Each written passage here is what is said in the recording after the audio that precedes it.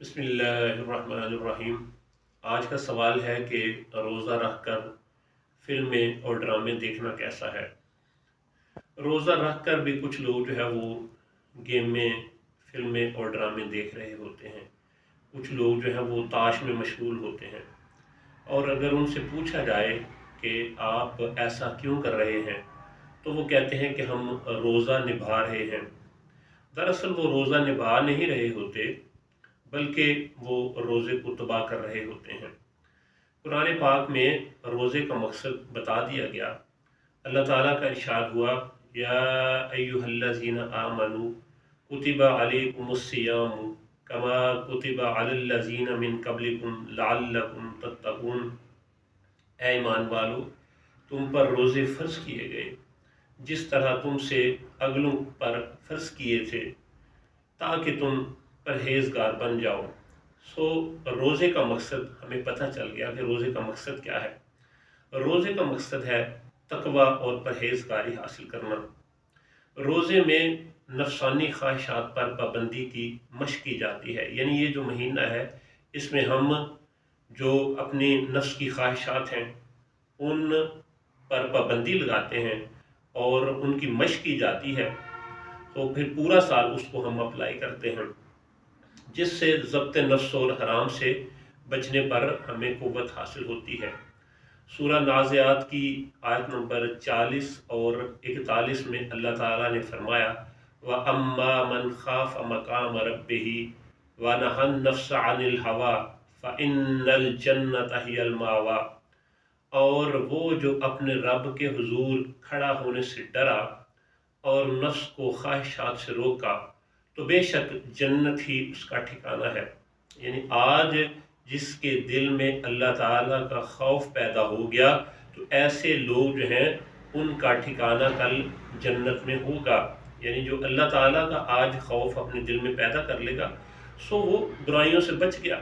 जिसकी मिसाल इस तरह से कि आपके सामने पानी पड़ा होता है और आप वो पानी नहीं पीते, क्योंकि आपके दिल में ये बात आती है कि अल्लाह ताला मुझे देख रहा है। इसी तरह से खाना पड़ा होता है, या आप अलहदा हो के छुप के खाना खा सकते हैं, लेकिन आपके दिल में एक ही बात होती है कि मेरा अल्लाह मुझे देख रहा है। सो जो लोग जो है वो रोज़ा रख कर भी इन बुराइयों से नहीं बचते, अपनी नफ़सानी ख्वाहिशात पे काबू नहीं पा सकते, तो याद रखें कि ऐसे रोज़े का कोई फ़ायदा नहीं है। ये बिल्कुल इस तरह से जिस तरह आप सहरी के टाइम किसी बंदे का मुंह बांध दें और शाम को जो है वो जाके उसका मुंह खोल दें। अगर वो सारी दूसरी चीज़ें और सारी इबादत नहीं करता, तो फिर इस तरह से रोज़े का कोई फ़ायदा नहीं है। तो हदीस शरीफ में है कि नबी करीम सल्लल्लाहु अलैहि वसल्लम ने फरमाया, जो झूठी यानी बुरी बात कहना और उस पर अमल करना ना छोड़े, तो अल्लाह को उसके भूखा प्यासा रहने की कोई हाजत नहीं। तो कौन कौन सी ऐसी चीज़ें हैं जो हमें छोड़नी है? झूठ, गीबत, चुगली, नमाज़ों का कज़ा करना, और बाज़ लोग तो नमाज़ें अदा भी नहीं करते, उनको नमाज़ें अदा करनी चाहिए। तो फ़िल्में ड्रामे जो हैं उनसे हमें अपने आप को बचाना है, बदनिगाही से बचाना है, लोगों के साथ धोखा हमने नहीं करना।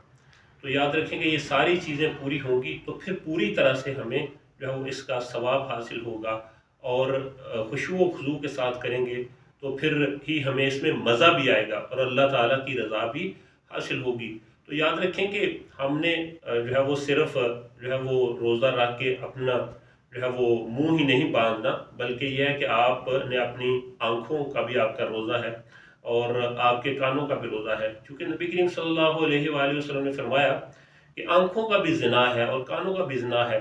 यानी अगर आप हराम चीज़ को देखते हैं तो वो आँखों का ज़िना है, और अगर आप कानों से कोई बुरी चीज़ सुनते हैं तो वो जो है वो आपके कानों का ज़िना है।